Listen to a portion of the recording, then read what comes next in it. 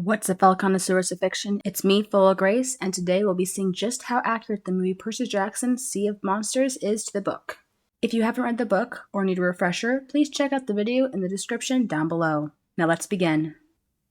But the gods of Olympus are real, and sometimes these gods have children with humans, called half-bloods. I'm one of them. I'm Percy Jackson, son of Poseidon.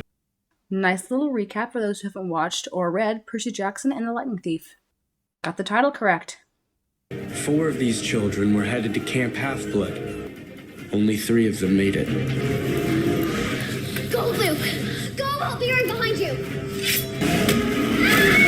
And she gave her life to save 3. Thank you for giving us Thalia's story. Hello, Clarice.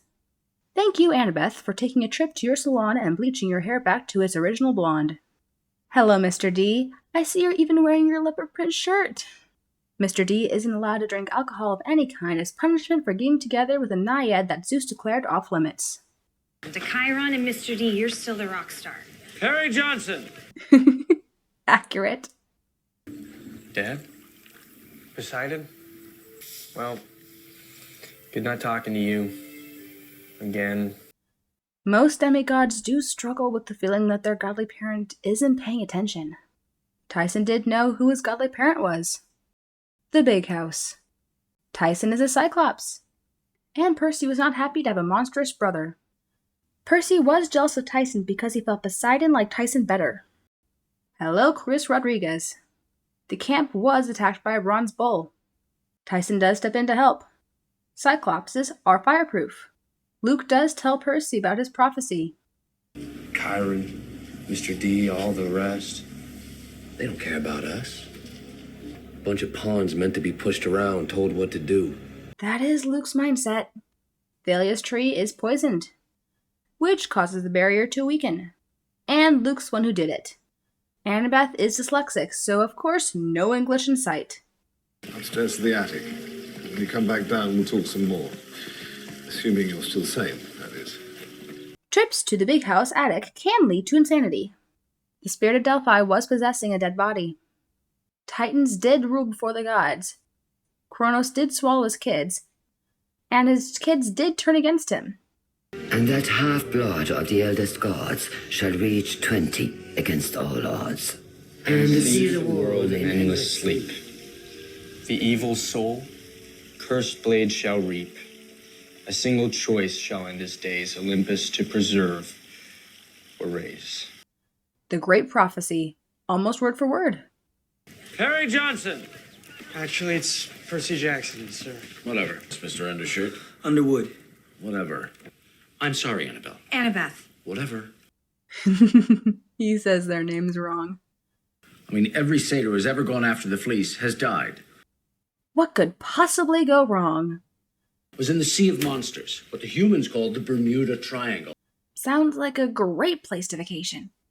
Clarice is given the quest, and Percy does insist on sticking his nose in. Annabeth hates Cyclopses. The mist does give the illusion that Tyson has 2 eyes. The Chariot of Damnation does give Percy, Annabeth, and Tyson a ride. This is Ganymede, cupbearer to Zeus. And when I'm out buying wine for the Lord of the Skies, I always remember to buckle up. I am so happy they kept this in. The Grey sisters do share an eye. Percy does make them give him info in exchange for the eye. The mist at work. They do have to save Grover. Hello, Hermes. Hello, Martha and George. Hermes does give them a thermos that can control the wind. Hermes does ask Percy to try and help Luke. And Percy is certain it isn't going to work. Hello, Rainbow. That's Chris Rodriguez, Ethan Nakamura, and Selena Beauregard. Those 3 demigods do join Luke. Kronos is being summoned to a golden sarcophagus. You're gonna lecture me about Talia? When you're hanging around with him? You disappoint me the most. Oh look, Annabeth has a reason to be grumpy with Tyson. They do use the winds to propel them. Hello, Charybdis. Yeah, my dad's got tons of this stuff left over from wars throughout history. Thank you, Ares. Thank you, Confederate soldiers. That feels wrong in my mouth. Percy does know his exact location at sea. They do realize the numbers they got were coordinates. Grover does pretend to be a female Cyclops. Luke does try to take the Golden Fleece after they retrieve it. The whole group does think Tyson is dead, and returns just in time to save his brother.